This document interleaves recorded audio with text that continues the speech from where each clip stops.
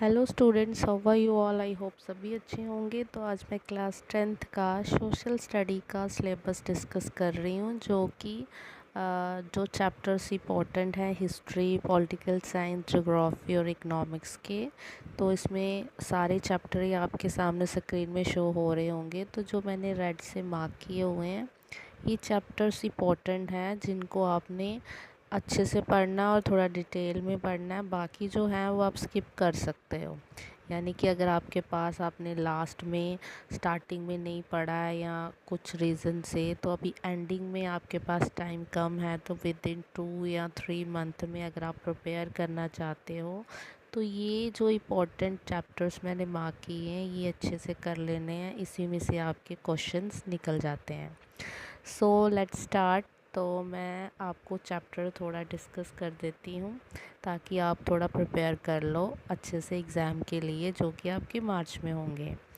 So first of all हम history की बात करते हैं। तो हिस्ट्री में आपके बहुत सारे चैप्टर्स हैं, लेकिन आपको nationalism in India and the rise of nationalism in Europe ये अच्छे से करना है, क्योंकि फर्स्ट चैप्टर में आपको नेशनलिज्म यूरोप में कैसे राइज हुआ था और दूसरा नेशनलिज्म इंडिया में कैसे हुआ था। तो यूरोप का और इंडिया का दोनों के रिलेटेड क्वेश्चन आते हैं। उसके बाद print culture and the modern world, ये कि थोड़ा पास्ट का और मॉडर्न वर्ल्ड के साथ रिलेट किया गया हुआ टेक्नोलॉजी, जो भी इन्वेंशंस हुई हैं उसके रिलेटेड। तो ये इंपॉर्टेंट है, इसमें से क्वेश्चन आपको मिलते हैं पेपर में। पॉलिटिकल साइंस में फेडरलिज्म इम्पॉर्टेंट है। जेंडर, रिलीजन, कास्ट, देखो इस पे क्वेश्चन आता ही आता है। जेंडर बेस पे, रिलीजन के बेस पे, कास्ट के बेस पे रिलेटेड क्वेश्चन आता ही आता है लॉन्ग में पेपर में। पॉलिटिकल पार्टीज़ के नाम याद कर लीजिए, उसके 1-2 मार्क्स के क्वेश्चन रहते हैं, लॉन्ग में क्वेश्चन नहीं आता है।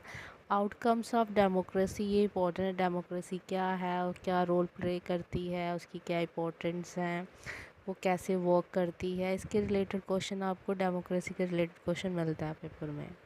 उसके बाद है ज्योग्राफी। देखो अगर किसी से हिस्ट्री नहीं हो रही है, हिस्ट्री नहीं लर्न हो रही है, तो वो हिस्ट्री के 2 चैप्टर्स फर्स्ट और सेकंड कर ले, या वो भी अगर मुश्किल हो रहा है तो नेशनलिज्म इन इंडिया का चैप्टर ज़रूर करना है।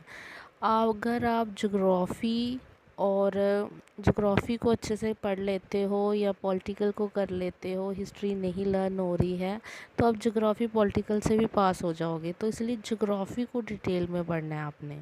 तो ज्योग्राफ़ी में आपने रिसोर्सेज और डेवलपमेंट का फर्स्ट चैप्टर अच्छे से करना है। एग्रीकल्चर को अच्छे से पढ़ना है, उसका हर एक question, short, long, MCQs, all things अच्छे से करनी है। और